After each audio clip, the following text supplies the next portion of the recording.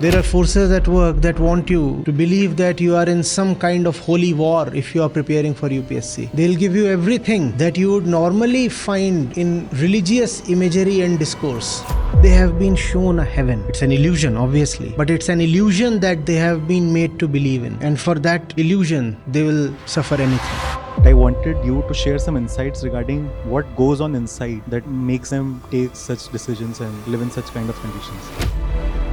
Namaste sir. The kind of situations these students live in and the kind of dingy conditions they have to face. And sometimes these students keep on preparing for these exams for years, maybe half a decade at a length. So a lot of discussion has been happening around the outside conditions, but I wanted you to share some insights regarding what goes on inside that makes them take such decisions and live in such kind of conditions. It's the cultural thing, you see. This is a phenomena pretty unique to India. In no other country of the world, big or small, developed or developing, do we see such a fascination for government service, bureaucratic job. There are two things at play here. There is a push factor. The push comes from the culture. The culture says life is meant to be a secure affair. Life is meant to be a bargain where you maximize the output of pleasure, power, prestige with the minimum kind of input of effort. This kind of a scenario appears possible in a bureaucratic job. It might not actually be possible, but it is thought of as a possibility. The young candidate is first of all indoctrinated into thinking that life has to be spent according to certain rules. And the fundamental rule is maximize pleasure with the minimum input of effort possible. So that's the cultural thing he carries since his childhood. This cultural aspiration seems possible in the bureaucratic job. So that's the push thing. You're pushed from behind. Sometimes you might actually be literally pushed from the behind by your family to go and prepare for the civil services examination. And then there is the pull thing. The pull thing comes from the coaching industry. So you would know that the number of candidates has actually more than doubled over the last 10 years, even though the number of vacancies, the seats in the CSE have remained much the same. How did that happen? How did the number of applicants double within 10 years? Doesn't appear very logical or natural. Something is at work. Something is amplifying and distorting the curve. What is it? Huge amounts are spent into luring the candidates, not even the candidates, luring young people into becoming candidates without the kind of glamour and glitz that is displayed by the coaching industry. A lot of students wouldn't have bothered to apply for the UPSC thing. So that too has been attempted to be made into some kind of a culture. The IAS dream is all over the social media. Money is being put into promotion through all kinds of channels possible. Print, TV, digital, everything. Even movies, money is being put into so that it takes the shape of a crazy hype. And when there is push and there is pull, who is a mere unemployed young person to resist? He finds himself helplessly carried to the lanes of Mukherjee Nagar and Rajendra Nagar and those places. And he has come there as a beginner, as a struggler, as a beggar asking for job, help, favors. Think of it. Therefore, he can be exploited. Don't we say beggars can't be choosers? Therefore, he can be exploited.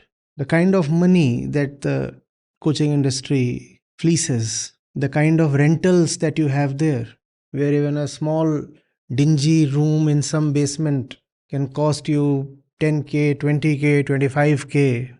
That's sheer extortion. And we are yet not talking of the fees that these institutes and the food expenses. We are not yet talking of all that. Extortion is possible only when one party is made to feel choiceless, helpless, optionless. No? Otherwise, you cannot extort. You go and arm twist someone. If he has an option, he will run away. Blackmail is possible only when the other party is left without an option. Who takes away the options? The options are taken away by the cultural conditioning. Otherwise, options exist. So much money a candidate spends there, 5 lakhs, 10 lakhs, 20 lakhs, sometimes more than that. A great option is to utilize that money elsewhere and make a career of it. But the fellow will not utilize that money there.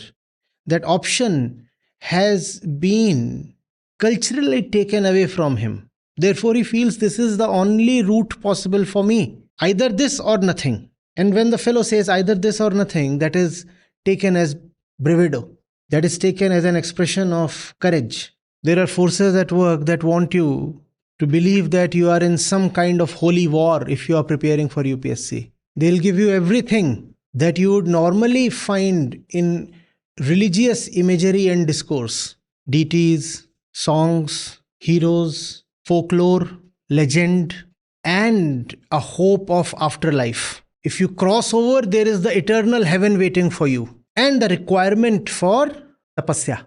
Don't you see? It's so very religious. You have deities, you have priests in the form of the coaching teachers, and the ultimate reward is Swarg or heaven, for which you must be prepared to do tapasya over at least 5-10 years. And once you reach heaven, you are guaranteed lot of milk, honey, and women. Look at even the movies that they make. And if the reward is so great, why can't you pay handsome Guru Dakshina to the priest? So it's an entire mental environment that has been created. The youth are being caged in a bubble. It's a mental thing. People slip into depression. They suffer all kinds of humiliation in this process of preparation for a government job. Still, they don't opt out. Why? Because they have been told that there is no other option. They have been told that this is a kind of a religious duty, something you cannot abstain from. So you must continue. In spite of all the failures, even if life is continuously telling you you are not cut out for this thing, still you must persist. So the old norms, cultural values, combined with the blids of the crores spent into advertisements, all this is making the applicants accept subhuman conditions for continuous years. They say we are prepared to live in these dingy rooms. One poor student unfortunately even got electrocuted. Think of the living conditions. But they are agreeable to all the humiliating terms. Why? Anything for heaven? Anything for heaven. Won't you accept anything for heaven? They have been shown a heaven. It's an illusion, obviously. But it's an illusion that they have been made to believe in. And for that illusion, they will suffer anything. That's what is happening.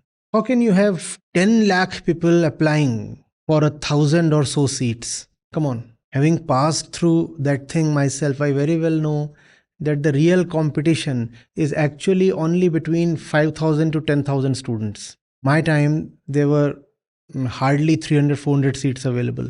And we used to discuss that there is no need to be overwhelmed by the number of applicants, because the number of serious contenders is hardly a few thousand.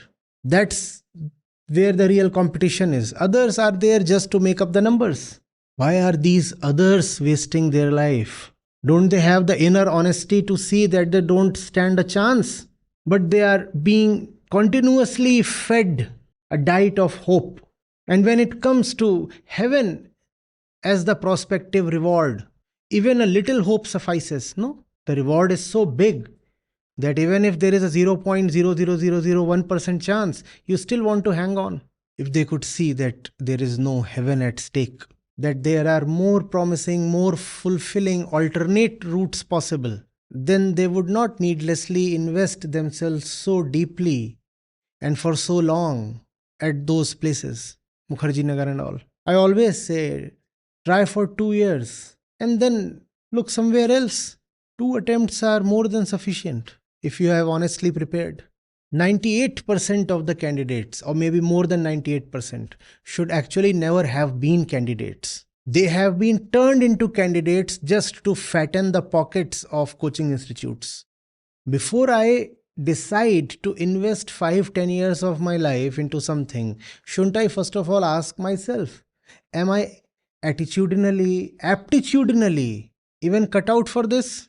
Or if I don't say have the aptitude, do I have any worthwhile motivation, reason to try for this? Because sometimes it is possible to not have the aptitude and yet you work your way through the exam. It is possible. But that much effort, if you want to put in, first of all, there has to be a strong and worthwhile reason. Those who are spending their lives there, do they have a worthwhile reason? There is no reason except the cultural push and the glamorous pull. There is no real reason. And if those places continue to be flooded, first of all with aspirants and later with water, then the coaching institutes would continue to have a feast in a transaction when all the power lies only with one party and the other party is continuously feeling helpless.